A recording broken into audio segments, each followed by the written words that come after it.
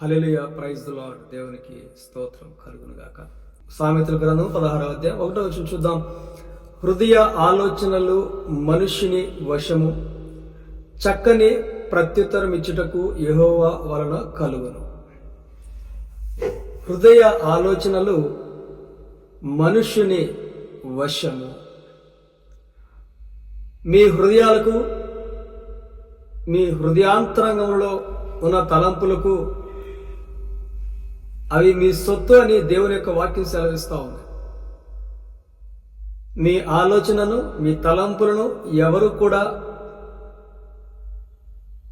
దాన్ని తొలగించకుండా ఉండరని, మీ ఆలోచన, మీ హృదయాంతరంగంలో తలంపులు అది మీ సొత్తు. అది దేవుడు మీకు అనుగ్రహించినటువంటి స్వాతంత్ర్యము. అయితే దేవుని యొక్క వాక్యం సెలవిస్తుంది, చక్కని ప్రత్యుత్తరం ఇచ్చుటకు యెహోవా వలన కలుగును. సో ఈ యొక్క హృదయ ఆలోచనలన్నిటిలో కూడా ఒక చక్కటి ప్రత్యుత్తరం ఇచ్చుటకు యెహోవా వలన కలుగును. ఎవరి వలన కలుగుతుందట? యెహోవా వలన చక్కటి ప్రత్యుత్తరము కలుగుతూ ఉంటుంది.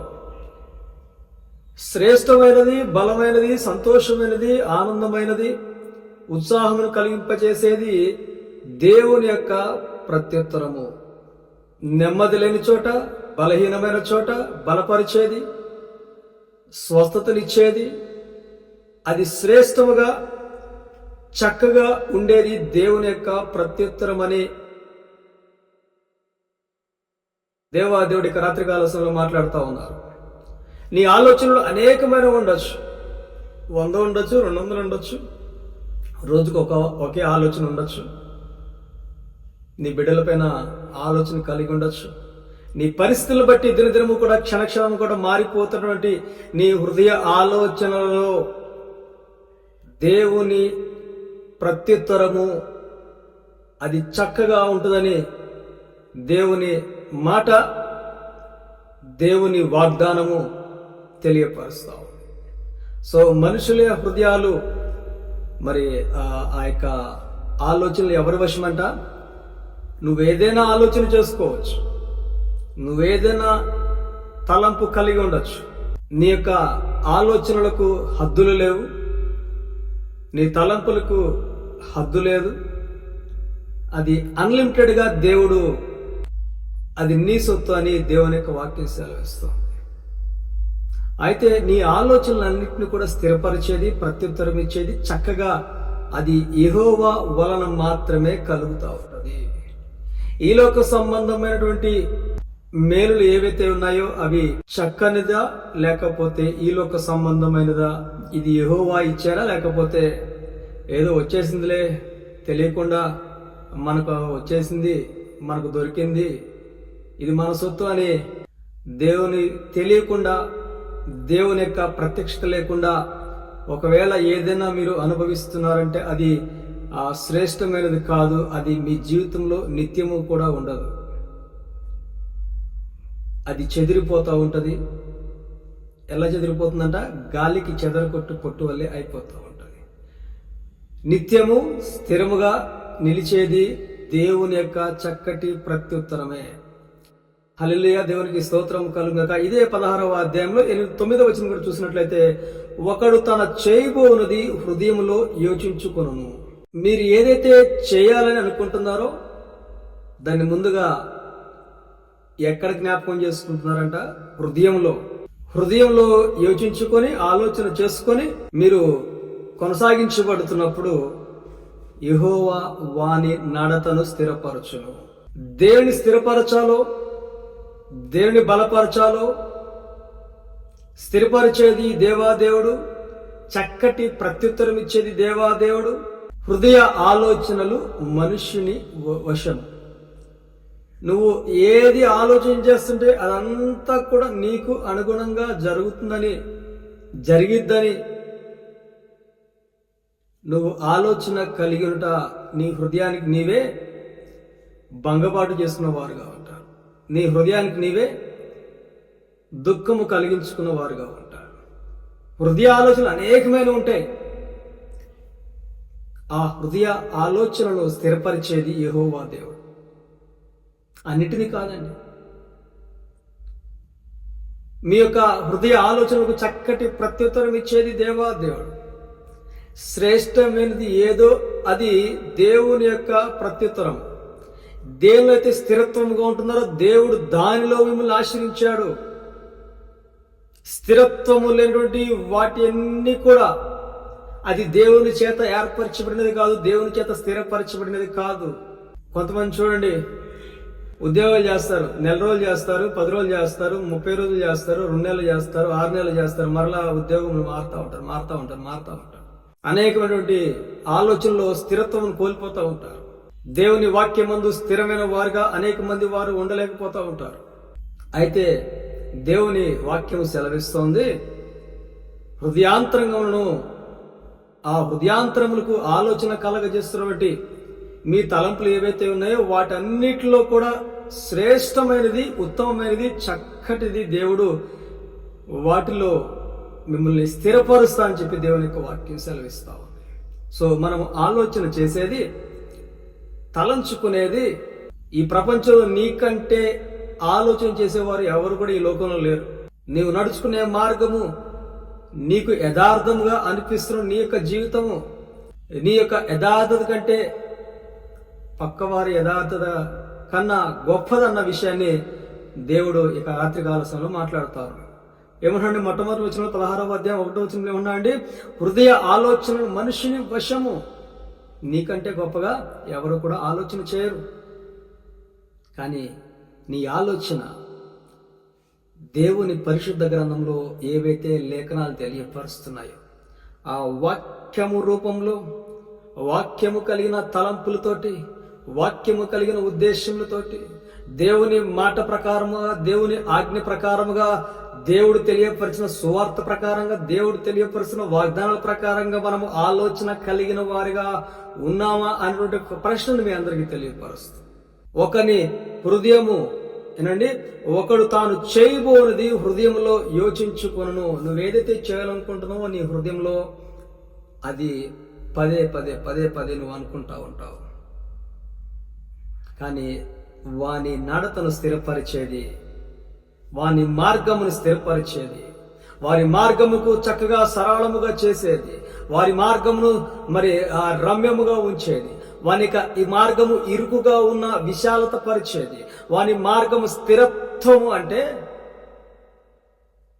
ఎల్లప్పుడూ కూడా అదే మార్గంలో వర్ధిల్లుతా, అదే జీవితంలో కొనసాగించబడతా, అదే జీవితంలో దీవెనలు పొందుకుంటా, అదే మార్గంలో, అదే కుటుంబంలో, అదే వ్యక్తిగత జీవితంలో దేవుడు నిన్ను ఫలింప చేస్తూ, నడిపిస్తూ, కాపాడుతూ, పోషిస్తున్నాడన్న విషయాన్ని మీరు జ్ఞాపకం చేసుకోవాలి. అనేకమైన ఆలోచనలు ఉంటాయి నీ హృదయ అంతరంగంలో. ఏదైతే ఒక పని చేయాలంటే మనం ఏం చేస్తామంటే ఆలోచన చేస్తాం, ఏది మంచిది, కానీ దానిని స్థిరపరిచేది దేవాదేవ. నీకు నీవుగా మంచిగా అనుకోవచ్చు, నీకు నీవుగా చెడుగా అనుకోవచ్చు, నీకు నీవుగా అనేకమైన తలంపులతోటి, ఉద్దేశములతోటి ఇది మంచిదా కాదా, చెడుదా కాదా, వ్యర్థమైనదా కాదని నువ్వు ఒక నిర్ణయానికి రావచ్చు. కానీ దేవుడు ఏది స్థిరపరచాలనుకుంటున్నాడో దాన్ని స్థిరపరుస్తాడు. ఆయన స్థిరపరచాలంటే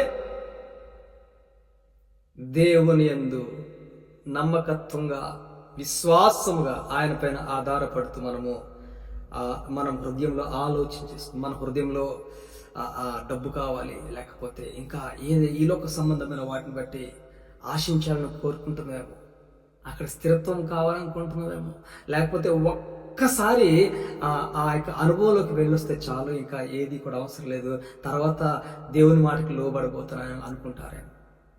దేవుడు దాన్ని స్థిరపరచడు, ఆ ఉద్దేశం నెరవేర్చడు. తప్పకుండా దేవుడు ఏదైతే స్థిరపరచాలనుకుంటున్నాడో దానిలోనే స్థిరపరుస్తాడు. నీకు కలిగిన దానిలో సంతృప్తి కలిగిన వారుగా ఉండాలి. లేని దాని గురించి ఇక్కడ వాక్యం సెలవిస్తుంది కదా, ఏం మాట్లాడటం లేదు. హృదయ ఆలోచనలు మనుషుని వశము. ఆలోచనలు మానవుని యొక్క ఆధీనంలో ఉన్నాయి. మనుషుడు ఏ విధంగా ఆలోచన చేసుకోవచ్చు. పాజిటివ్ ఆలోచించుకోవచ్చు, నెగిటివ్ ఆలోచించుకోవచ్చు, పాజిటివ్ నెగిటివ్ ఆలోచించుకోవచ్చు, నెగిటివ్ పాజిటివ్గా ఆలోచించుకోవచ్చు, అసలు మొత్తానికి నెగిటివ్గా ఉండొచ్చు, లేకపోతే పాజిటివ్గా ఉండొచ్చు. దీనిలో ఎటువంటి వ్యత్యాసం లేదు, పాజిటివ్ ఆర్ నెగిటివ్.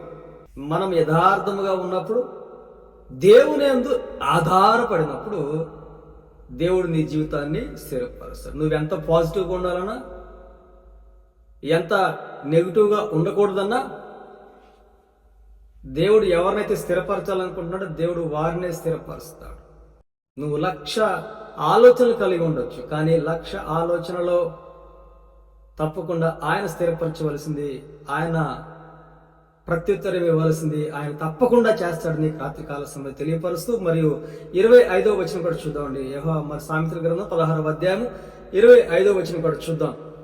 ఒకని మార్గము వాని దృష్టికి యథార్థముగా కనపడును.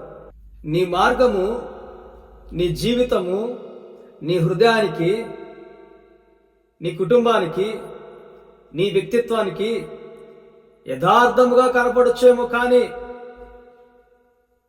చివరికి నీవు ఒకానొక రోజున మరణము దగ్గరికి వెళ్ళవలసిన వారై ఉన్నారు. మరణము తప్పదు. నువ్వు ఎంత యథార్థముగా ఉన్నా సరే, యథార్థంగా ఉన్నాను అని అనుకుంటున్నావేమో. ఈ లోకంలో నీ శరీరమునకు మరణము తప్పదు. నీ హృదయము యథార్థముగా ఉండాలి. నీ హృదయాంతరంగంలో ఆలోచనలో దేవుని వాక్యానుసారముగా యథార్థముగా ఉండాలి. అప్పుడు నీ ఆత్మకు మరణం లేదు. నీ ఆత్మ ఎక్కడ ఉంటుందంట? పరలోక రాజ్యంలో నిత్యమైన నివాసములో ఆ దేవుని యొక్క సింహాసనము దగ్గర నువ్వు చేర్చబడతావు ఉంటావు. అంతేకాని ఈ లోకంలో చనిపోయినా పర్వాలేదండి, చనిపోయిన తర్వాత మన పేరు గురించి చక్కగా చెప్పుకోవాలి, చనిపోయిన తర్వాత వారు మంచివారు, వారు యథార్థంగా బ్రతికేవారు అని చెప్పుకోవటము కాదు. కానీ ఎవరు చెప్పుకున్నా, ఎవరు చెప్పుకోకపోయినా, ఎవరు ఏమనుకున్నా, నీ స్థితి, నీ పరిస్థితి, నీకున్నటువంటి అనుకూలమైన పరిస్థితులు కావచ్చు, అనుకూలం లేని పరిస్థితులు కావచ్చు, ఏ స్థితిలో ఉన్నా సరే, ఏ పరిస్థితిలో ఉన్నా, మరణ పడకలలో ఉన్నా, సంతోషంలో నీ కాలు భూమి మీద లేకుండా ఎగిరి గంతులు వేస్తున్నా సరే, దేవుడు వేటిని స్థిరపరచాలో వాటిని స్థిరపరుస్తాడు. వేటికి ప్రత్యుత్తరం ఇవ్వాలో వాటికి తప్పకుండా ప్రత్యుత్తరం ఇస్తా అంటాడు. తప్పకుండా ఈ శరీరమునకు మరణము ఉన్నది, అయితే నిత్యమైనటువంటి ఆత్మకు మరణము లేదు. కాబట్టి నీ హృదయంలో నీవు నమ్మకంగా ఉండు చాలు, నీ హృదయంలో యథార్థముగా ఉండు చాలు. నీ హృదయమును బట్టి పక్క వారి హృదయాల గురించి మనము, వారి యొక్క బలహీనతలు, చెడు గురించి మనము తలంచకుండా, ఎవరి ఆలోచనలు ఎలా కలిగి ఉన్నా వాటిని స్థిరపరిచేది దేవాదేవుడు. చక్కటి ప్రత్యుత్తరం ఇచ్చేది దేవాదేవుడు. నీ జీవితంలో ఇంకా ప్రత్యుత్తరములు రావట్లేదా? ప్రార్థన చేస్తున్నావేమో. దేవుడు ఏమంటున్నా అండి? చక్కటి ప్రత్యుత్తరమును మీకు ఇచ్చుటకు యెహోవా వలన కలుగును. దేవునికి స్తోత్రం కలుగును గాక. ఆయన తప్పకుండా ప్రత్యుత్తరము ఒకటే ఇవ్వటం కాదు, చక్కటి ప్రత్యుత్తరం ఇస్తానని చెప్పి దేవుడు మాట్లాడుతాడు. ఒకడు హృదయంలో ఎన్నో ఆలోచన చేస్తుంటాడు, కానీ ఆ ఆలోచనలను, వారి మార్గమును, వారి జీవితమును స్థిరపరిచేది దేవుడే. మనము సత్యమునకు అసత్యమునకు వ్యత్యాసమును కనుపరుస్తూ, సత్యం అనగా దేవుని మాట, సత్యం అనగా దేవుని యొక్క వాక్యం అంటుంది. ఈ సత్యంలో దేవుని యొక్క సన్నిధిలో మనం యథార్థంగా నడుచుకోవచ్చు. మరి ఈ లోక శరీరం సంబంధంలో మనం అందరం కూడా మరణిస్తున్నప్పుడు కూడా నిత్యమైన జీవంలో మనం తప్పకుండా దేవుని యొక్క సన్నిధిలో నివసించబడతామని తెలియపరుస్తూ, మరి మీకు అనేకమైన ఆలోచనలు కలిగి ఉన్నప్పుడు కూడా వాటిని స్థిరపరిచేది దేవాది, వాటిని బలపరిచేది దేవాదేవుడు, వాటికి ప్రత్యుత్తరం ఇచ్చేది దేవాదేవుడు. కాబట్టి దేవుని పైన ఆధారపడి కలిగి ఉండండి, దేవుని పైన ఆలోచన కలిగి ఉండండి. మనుషుల యొక్క ఆలోచనలు వారి యొక్క వశం అని తెలియపరిచే ప్రకారంగా మీ ఆలోచనలన్నీ కూడా దైవికముగా దేవుని యొక్క వాక్యానుసారంగా ఉన్నప్పుడు చక్కగా దేవుడు అన్నింటిని కూడా స్థిరపరుస్తానని తెలియపరుస్తూ చెప్పడం కొద్ది మాటలు దేవుడు దీవించి ఆశీర్వదించును.